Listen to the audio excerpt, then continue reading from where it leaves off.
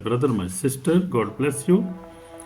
So we will see from the word of God that God's patient before judgment.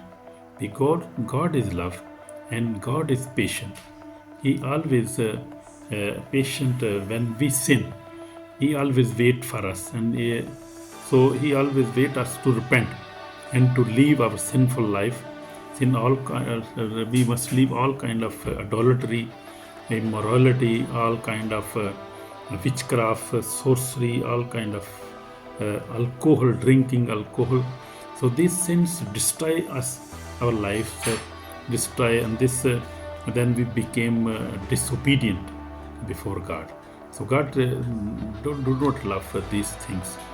So the word of God says in Genesis 15:16, but in the fourth generation they shall return home, they shall return here, for the iniquity of the Amaras is not yet complete. So this speech starts that God have a patient, He's patient for God. So we must not always sin, because sin is dangerous for our soul. We must repent, and we must repent from our heart, and we must leave that sinful life, sinful ways, sinful desire, because they are the dangerous for us, for our soul, for our spirit, for our life, for our body even. It destroys sin, it destroys us. So we must repent, and must repent true repentance. It means we must repent true, we must have a true repentance.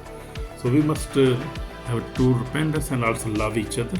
Forgive your wife, your husband, your parents, your children.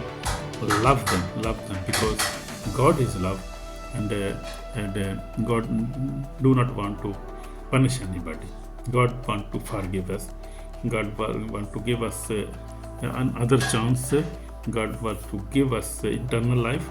Want to give us breakthrough in salvation, healing, deliverance in our life, because God is patient God and He is loving God.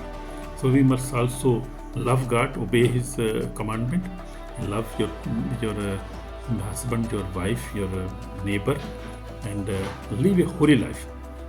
Read your Bible every day and pray every day and have a good holy life. Then you will receive eternal life, and God will reward you, because God has reward for every bad thing and even bad things. So God has reward for every deed we do.